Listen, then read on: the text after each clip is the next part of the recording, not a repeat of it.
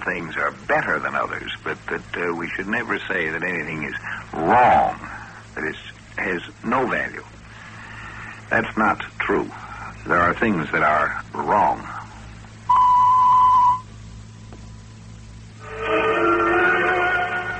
Yes, some things are just plain wrong.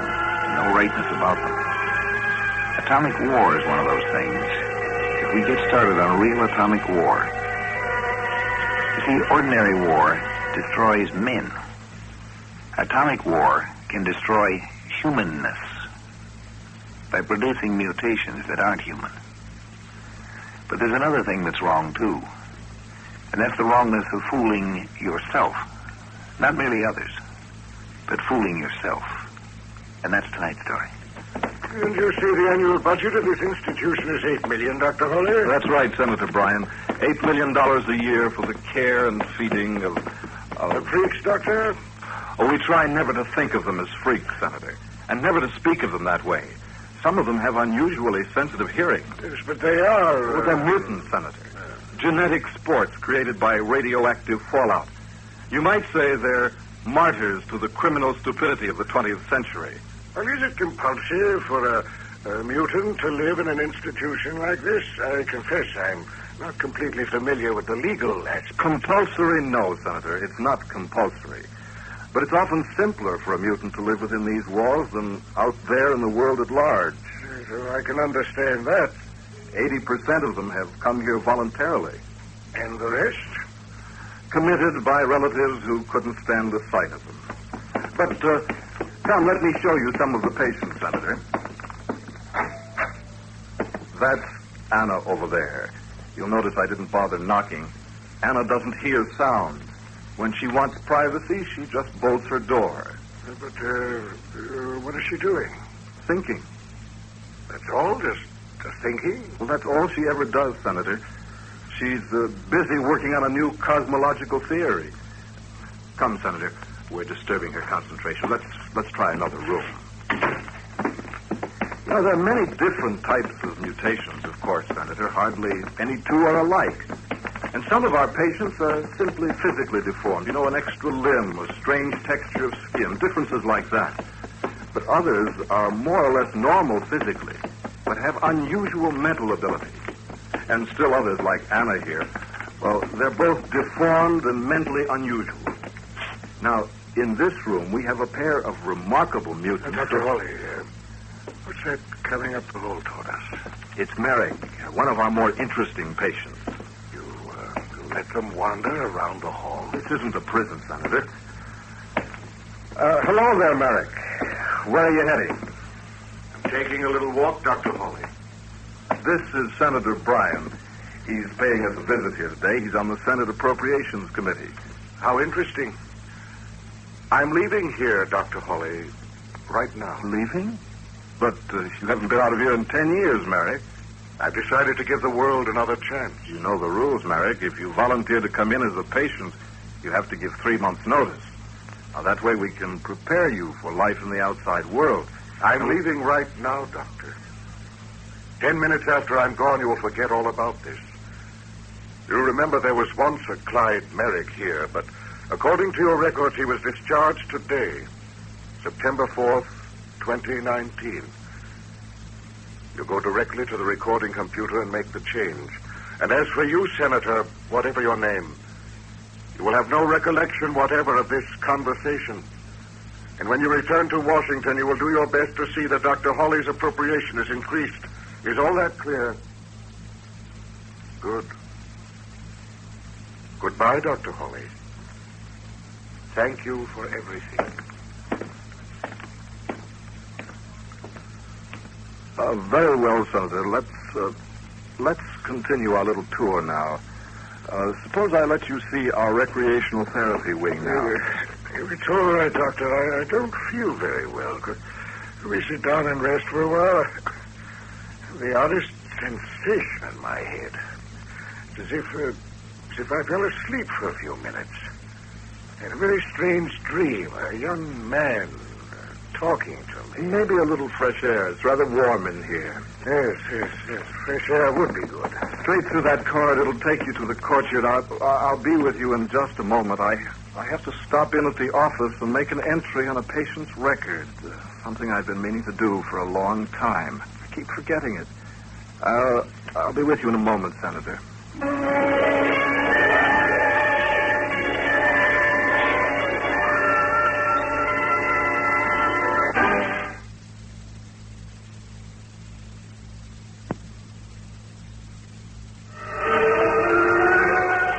The danger you can't stop is the danger that by its very nature keeps you from seeing that it's there or knowing that you've met it. That's a hard one to stop. It camouflages itself so that you don't even know you encountered it. Driving to town, miss?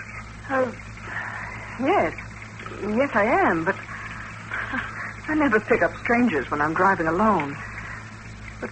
Why did I stop the car? You will give me a lift. Sure. Climb in. Over here next to me. Thanks.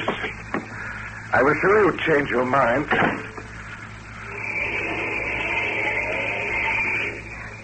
This is an awfully lonely part of the country to be hitching a ride in.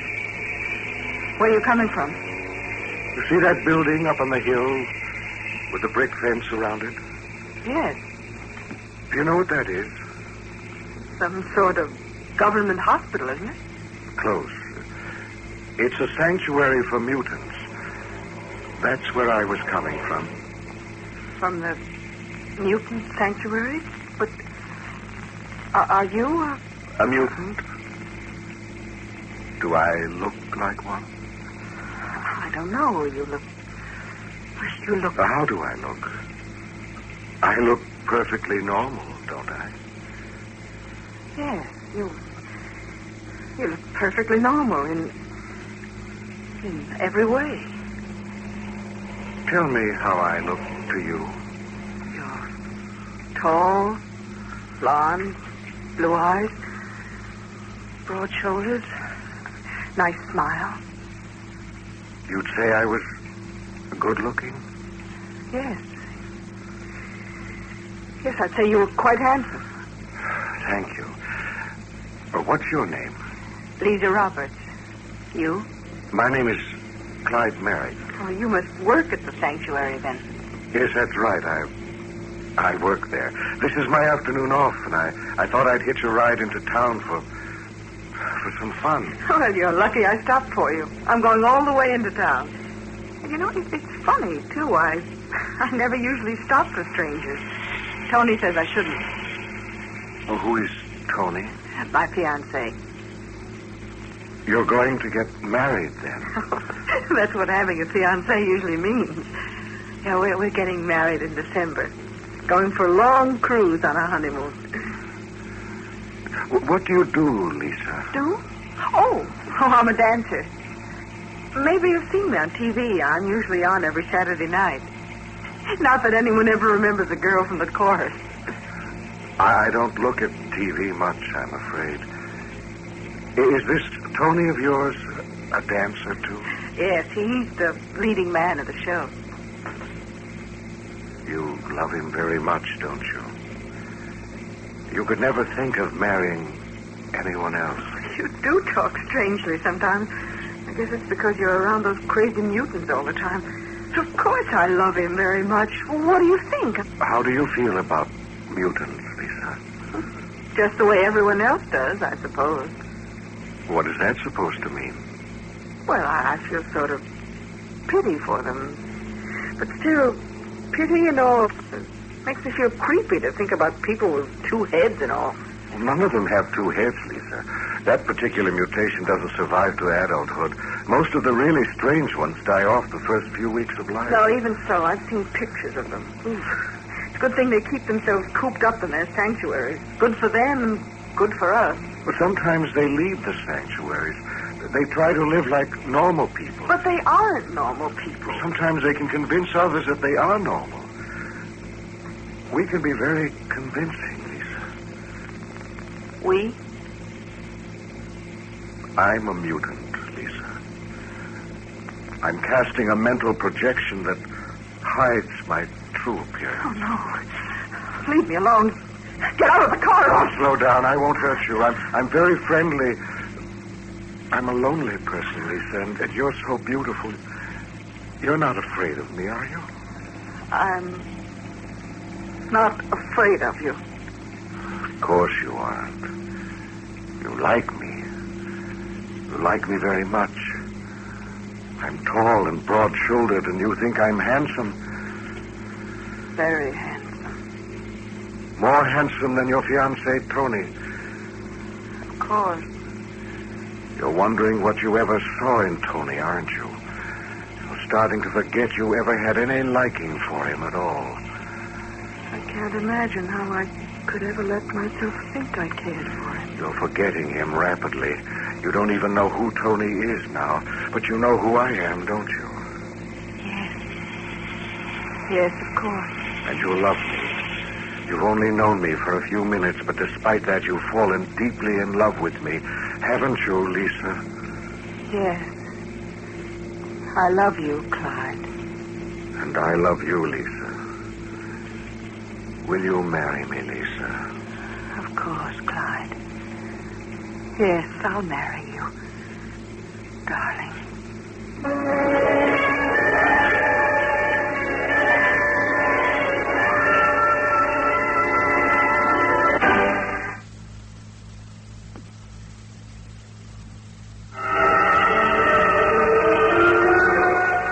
Of course, it isn't really Clyde Merrick's fault.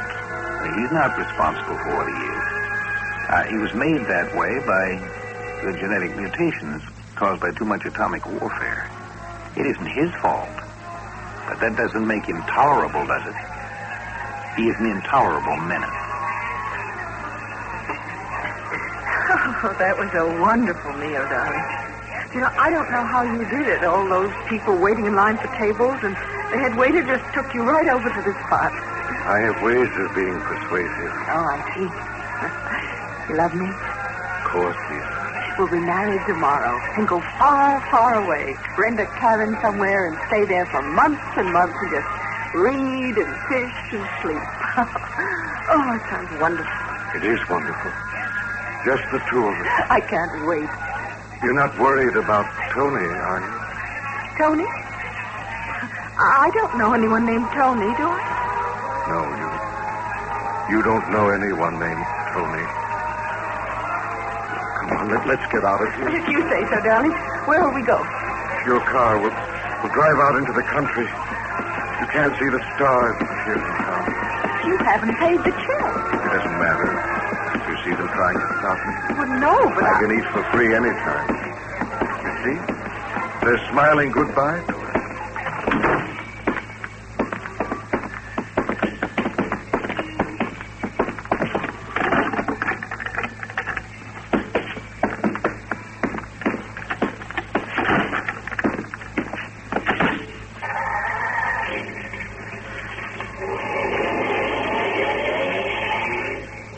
just drive anywhere?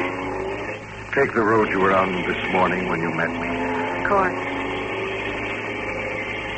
Lisa, What is it, dear? do you really love me? Really and truly love? I love you, Clyde. No. No, you don't. Not at all. Oh, whatever do you mean? It's no good. It isn't real. It's just another fraud. I don't understand. You don't love me, not really. I've made you think you do, and you say you do, but that isn't enough. Every time I'd kiss you, every time I'd hold you in my arms, I'd know you were nothing but a puppet playing the role I made you play. Do you call that love? Clyde, you're talking nonsense. I wish I were. I thought I might be able to find some fulfillment outside the sanctuary, but I was wrong. What good is it all? I can fool everyone. Everyone except myself. Lisa, tell me again. How do I look to you? Well, tall, very good-looking, blonde hair, kind of wavy, regular features. In other words, as handsome as a video star. All right, stop the car. Stop it. Why? Because I want you to.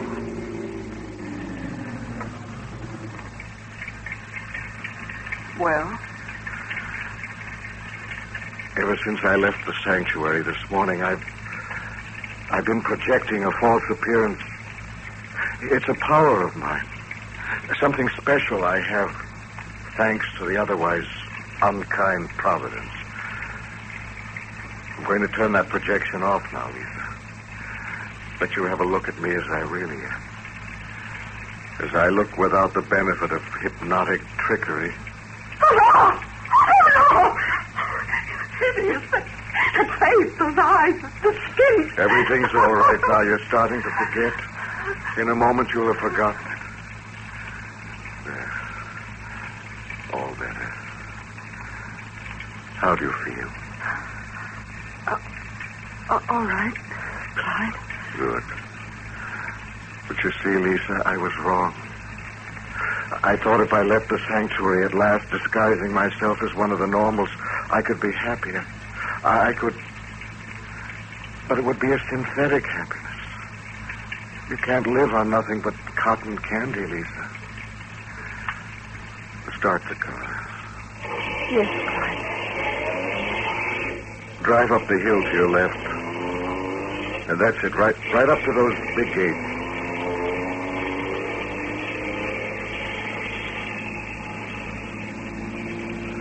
All right. Stop here. This is the sanctuary. I'm back home now.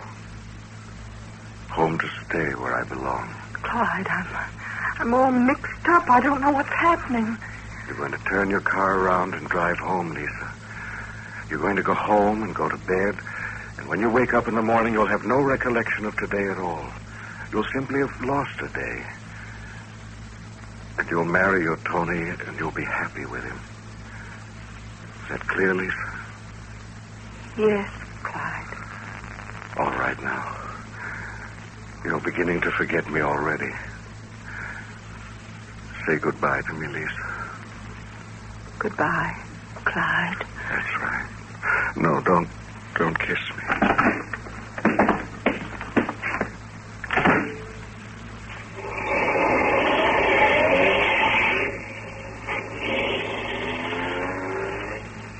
Back home again. Goodbye, Lisa.